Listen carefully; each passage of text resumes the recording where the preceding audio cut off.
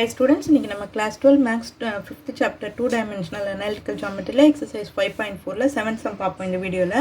Prove that the point of intersection of the tangents at t1 and t2 on the parabola y square is equal to 4ax is a t1 t2 and a into t1 plus t2. இதுதான் prove பண்ண சொல்லிருக்காங்க. ஓகேவா?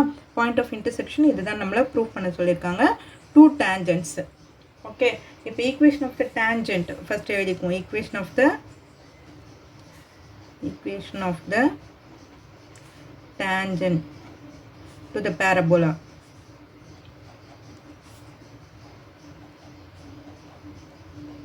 Parabola என்ன கொடுத்திருக்காங்க? Y square is equal to 4ax is நமக்கு formula தெரியும்.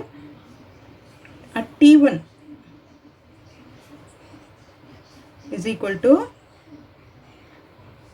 yt1 is equal to yt1 is equal to x plus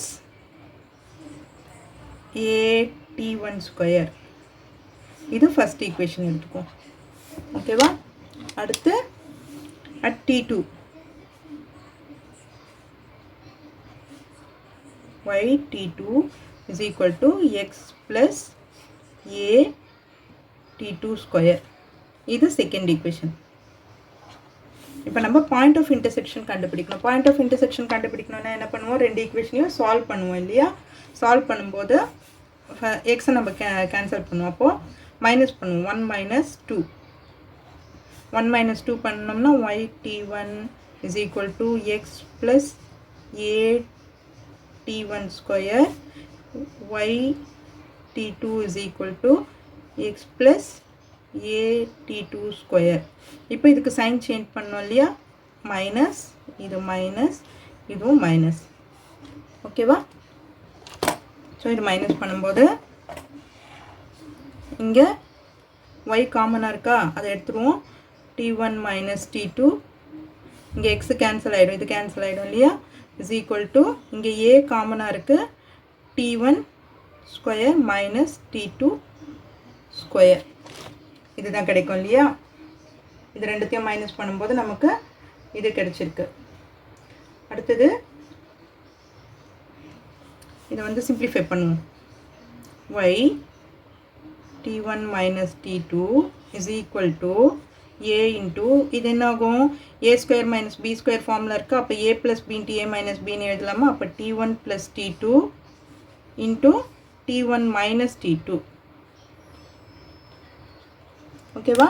இது a plus b into a minus b அந்த ஃபார்முலாவில் இருக்குது. ஸோ அது மாதிரி நம்ம ஸ்ப்ளிட் பண்ணி எழுதிட்டோம். இப்போது t1 minus t2 இருக்குது, இங்கே ஒரு t1 minus t2 இருக்குது. இது இந்த பக்கம் கொண்டு வந்தீங்கன்னா கேன்சல் ஆகிட்டோம். ஸோ தட் அப்படியே நான் கேன்சல் பண்ணிடுறேன்.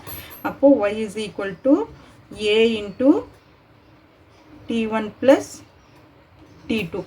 ஒய்யோட வேல்யூ நம்ம கண்டுபிடிச்சிட்டோம். இப்போ எக்ஸோட வேல்யூ கண்டுபிடிக்கணும் இல்லையா? எக்ஸோட வேல்யூ கண்டுபிடிக்கணும்னா இதை நம்ம வந்து substitute பண்ணுவோம். So substitute y value in ஏதாவது ஒன்றுத்தில் substitute பண்ணுவோம். equation 1ல் substitute பண்ணுவோமா? 1ல் substitute பண்ணிங்கன்னா என்னாகும்? yக்கு பதிலாக a into t1 plus t2 into t1 is equal to x plus a t1 square substitute பண்ணியாச்சு இல்லையா? இப்போ இதை நம்ம சிம்பிளிஃபை பண்ணணும். எக்ஸுக்கு வேல்யூ கண்டுபிடிக்கணும் இல்லையா? அப்போ எக்ஸுக்கு வேல்யூ கண்டுபிடிக்கணும்னா எக்ஸ் மட்டும் இந்த பக்கம் வச்சுட்டு மற்றதெல்லாம் அந்த சைடு கொண்டு போயிடுவோம் நம்ம.